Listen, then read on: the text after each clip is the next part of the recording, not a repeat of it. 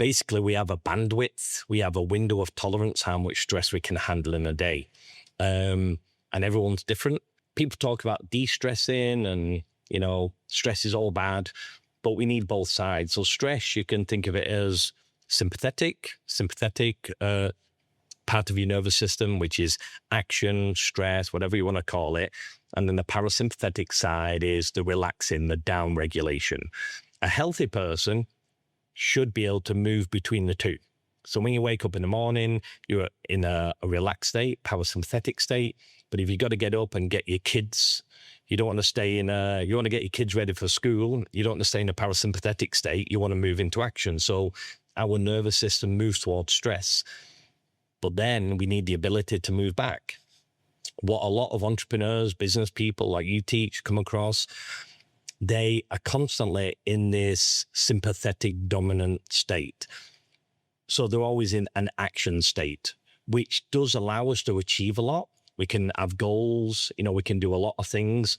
But if you stay up there too long, so if you stay in the sympathetic dominant state, what happens, you lose the ability to then come back down into the parasympathetic state.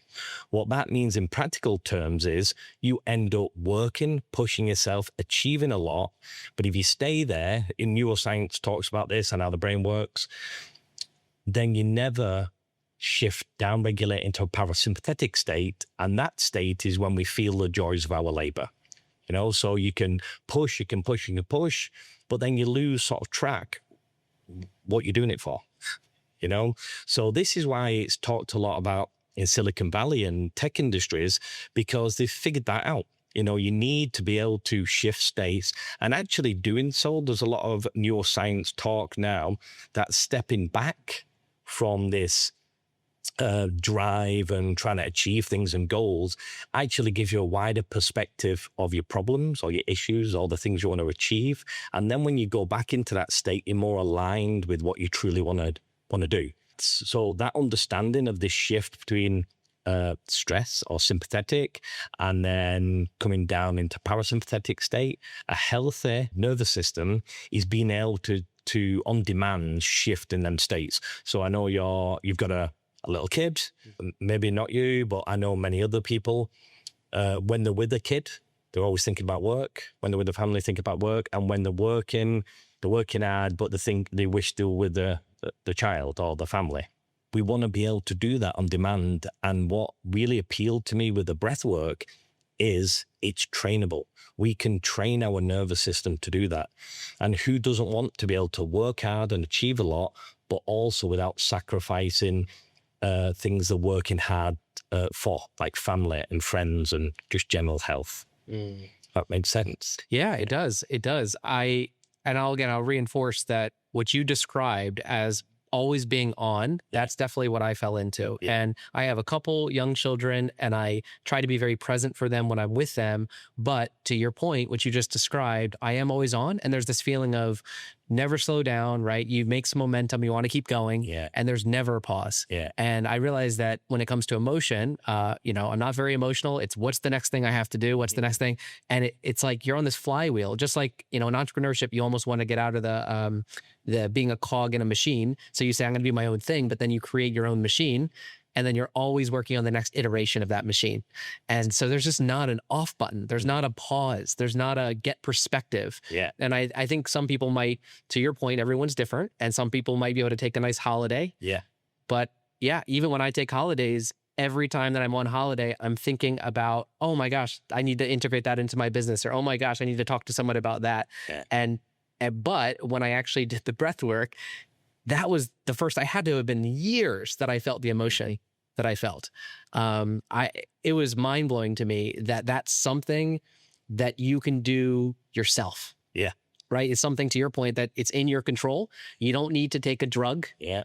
You don't need to take something from the outside. I've always been against the whole, do I need a cigarette to survive? Do I need a vape? Do I need a pill? I've always disliked that because you're now dependent on something. But the idea that you can do something in your own home yourself without an expense it's incredible. Yeah. Right. Exactly. And and that's what hooked me.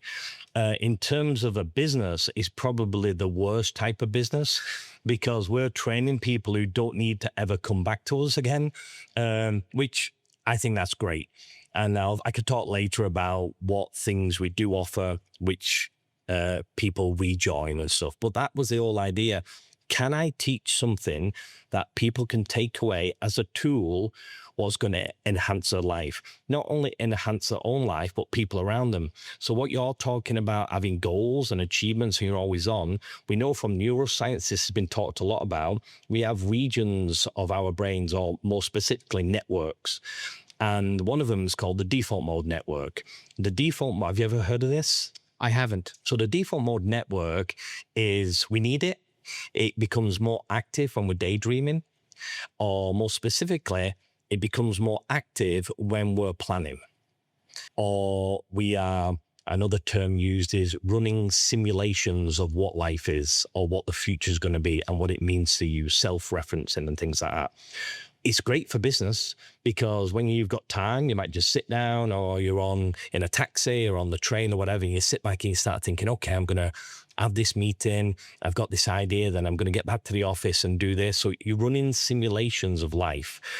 That really helps to achieve goals, but it's not living life, it's running simulations of life.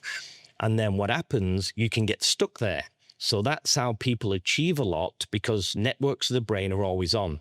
Studies show that people who meditate or do other types of modalities, what actually happens is the default mode network quietens, and that's when they feel the joys of all the hard work. With breath work, it's another modality which is very fast acting, which allows people to shift state quickly. However, some people can do that through meditation. My wife can. She's Buddhist and she can meditate for hours, no problem. But a lot of people can't, and a lot of different types of people can't, especially in the business industry, business world, entrepreneurship. People are constantly on, default networks on. If you enjoyed this clip and want to watch more like it, click here. And if you want to watch the full video, click here.